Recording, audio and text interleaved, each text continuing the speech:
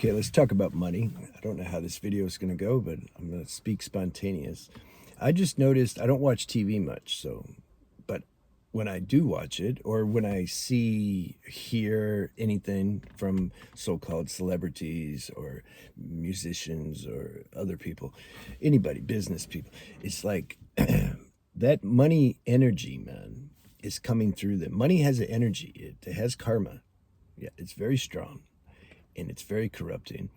And they it's the ones that are older or seasoned, they do it in a more subtle way, but it's like they want to show. I even saw this. I had to go with my mom to some friends wanted to go eat dinner like last year because they come down to Florida once a month. I mean, once a year when it's cold. And we went to dinner. They have a bunch of money. And this subtle arrogance of like, I got some money, man. Like you know what I'm talking about? I got money. It comes out in many different ways. It's there. That's identity with money. And this expectation that they want some recognition for the money, right? Because the money, like becomes a god on some level. It just does. Look at the things people do for money. Money and attention. Look at these crazy videos. People kill themselves making TikTok videos. My Indian friends in India, yeah, whatever it takes, just let me be seen, or they have some imaginary idea. If I make a bunch of money, somehow my life's going to be better. All you got to do, just read the celebrities' lives. I say celebrity because like their life is public, and so you can see what happens. Do they have the life that your mind is telling you you're going to have if you got a bunch of money? It like, even though the evidence is there that money not only doesn't give you this utopia that the imagination imagines, it actually gives hell. A lot of times it causes more trouble. More money you have, the more responsibility. The more you got to take care of things. That's why I don't want anything. Like if I had back in the day, if I had money, a lot of money when I was like a teenager, I would probably have had a few cars, sport bikes, jet skis.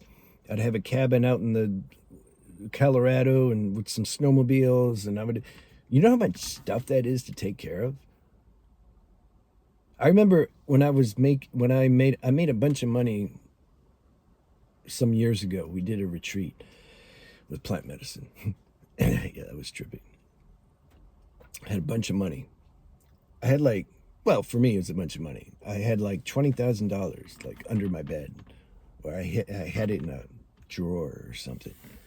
And so when I left, because I would go to the beach sometimes, a few times a year, we'd leave, go to the beach, stay there a week. When I left to go to the beach during that time, all of a sudden I started wondering about my money. So no, my money, what's going to happen? What if the cleaning lady comes in, or what if the owner of the apartment comes in and then they like take my money? What if there's hidden cameras in my apartment and they've already seen that I had the money and they saw where I put it? What if this? What if that? And then I was like, oh, like what the hell? I never had these thoughts before. See, that's the karma that comes with money. It can cause so much trouble, man. And then here's the other thing. Now, here's how the mind gets slick. You got to catch this out. Remember, this channel's about catching things out. The mind will say, no, man, I want to make money because I want to help people. Right. It's nothing personal. I don't care about the money. No, I want to use it to help the people. Now, if you check your motives, see the people who, it's funny, the people who like get mad when I talk sometimes, that must hit you in a way because you're doing it. That's why. If you're not doing it, you don't care. Because some people, they don't do it. They truly, they're karma yogis. They help in the people they're supposed to help. This is the point, though. This is what I'm getting to.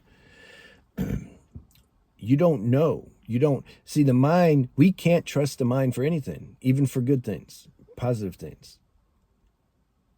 Our intentions, good intentions, not enough. Good intentions come from the mind. We don't have the broad panoramic, direction that comes from intuition. This is what we need. to guide us in everything, including how to serve others and how to help them with money.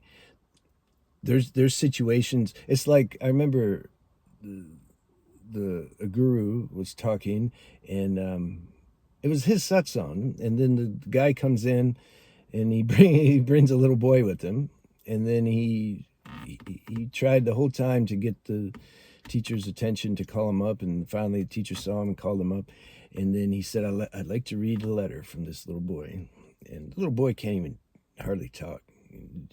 So the guy writes a sophisticated letter like, there's people starving and we need to help them, and it's terrible, their situation, and will you help him? And the teacher's like, yeah, you can't get me like that, man. Yeah, I'm not gonna fall for that trap. It's good. I like that part. And there's enough to say about that. But and the teacher told him, look, if this is in your heart, go outside or go start your own thing, and then you find your people that are like part of that cause. That's what you do. There's so many thousands of ways we can help. We can help save the trees. We can help save the dolphins, help save the whales, help save people who are in jail or prison wrongly, help save, poverty, help on and on and on. There's thousands, million, probably more. So what are you going to do? They're all important. Yeah, let's agree. They're all important. What, is one more important than the other? The mind will say so. That's what I'm saying. Ego hides in this seemingly benevolent act of like service, and I have to help people. And if you don't follow my cause and help me, then like you're like selfish, You're just sitting here talking about self-realization. Like, what about the people suffering? Okay. If we have to turn our will and life over to the universe, let it guide us how to help. We might be helping people spiritually. We might be helping people financially. We might be helping people in other ways. We don't know. It's not up to us. It's not up to the mind. It's up to this divine direction to guide us and help. We help how we help. All right. If you're supposed to help somebody financially, you'll get the money. Because like God worked it out. That's written in the book. That's the chapter. Yash gets money to help people. Chapter 8. Okay. But maybe I'm in chapter 6. So we gotta go through the chapters. Can't like skip chapters. Just read any book. That character in chapter 6 can't be in chapter 8. He's in chapter 6. All right. Our human lives are the same thing. So it's when the mind starts getting obsessed and think like, no, but this is the destiny. It's the whole savior complex. I'm supposed to help. You can feel the energy. It's heavy. It's like self-will, pretending to be divine will. Yeah, these are the subtle things we have to catch. My friend and I talked once, some years ago. We were just playing with the idea of, well, I felt I was going to get some money, I think is how the conversation happened. And then I did, because we did this retreat. But we had fun with this conversation about like, what are we going to do with all this money? Like, what would you do if you had like a bunch of money, $1 million? Like, what are you going to do? What would we do? Like, I don't want that. I don't want it. How do you know who your friends are once they find out, or your family? They're going to be like after your money. It's just there. They're not. It makes more convoluted. They don't even know it. Most people, they don't know even what they're driven by, their instincts and their lack of, their needs to be secure and all that. They're driven by their instincts, but they're not aware of that level. So they think they're just no, I'm just being authentic. But if you're have more subtle perception, you can tell, you can feel it. Something feels a little off here. And so we were looking at all these potential things. If you got a bunch of money, and we're like, what would we buy anyway? Let's see, where do I want to go? Do I want to go anywhere? No, I like going here. I don't need money to come here to the woods. I've already been everywhere I wanted to go. You want a car and motorcycle? No, I've done that. I'll kill myself now. I don't know how I didn't back then. A race car and motorcycle. I just wanted just a Toyota Camry. That's what I'm in right now. I don't want anything more than this. This is the best car in the world for me. I like the way it looks. I like the way it drives. I like that I have my computer navigation console thing. That's new. Never had a car with that before. I'm done. So we're thinking, like, what else could we get? We could get one of those high society girls. What about then? No, I think we'll pass on that. Oh, okay. Damn. And this is what we were doing. Like we couldn't figure out what we do with it. And then we came to the conclusion, oh, let's just burn it. Yeah, we just put it in a big pile and burn it. Because the other thing is, when I have this experience, you ever notice there's certain, I don't know, let's say there's 10 homeless people, and you may feel to give to 4 of them, but the other 6 you don't.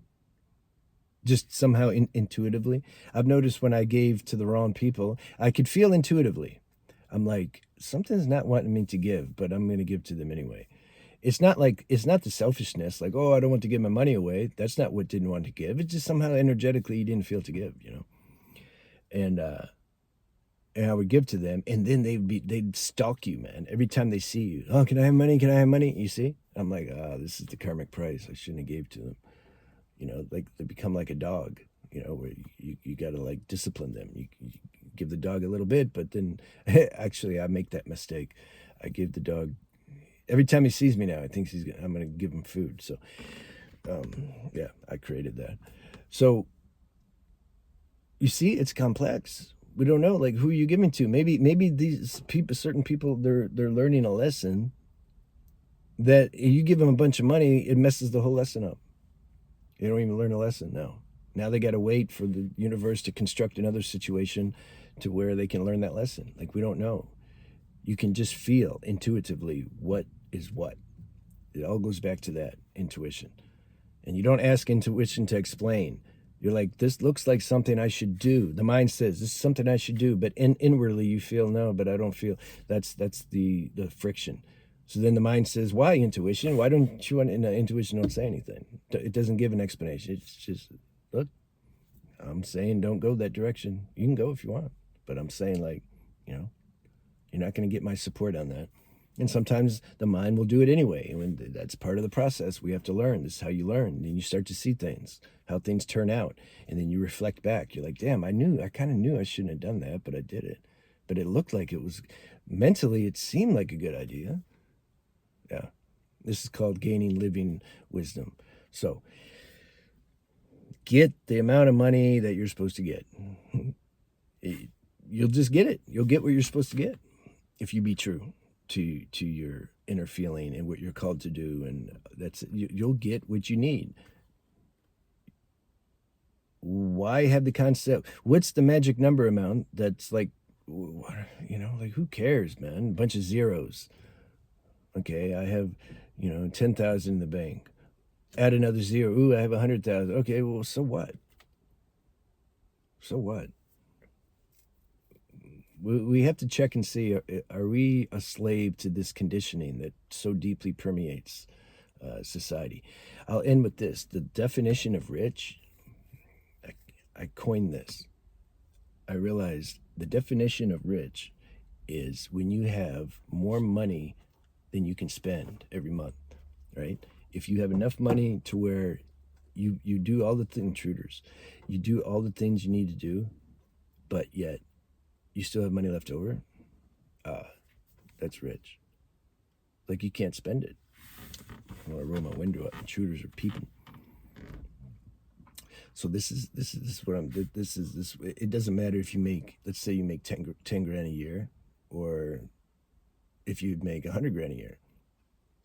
If you can't spend that 10 grand, like, let's say you get 800 a month, but like you're only spending 600 a month because let's say everything's paid for and you're fasting all the time or something. You don't even need food. What are you gonna do? Like, you have this extra money, so aren't you rich? No, but you only get $800 a month. Well, so what? I have money left over every month. Isn't that rich? That's my definition of rich. Take care.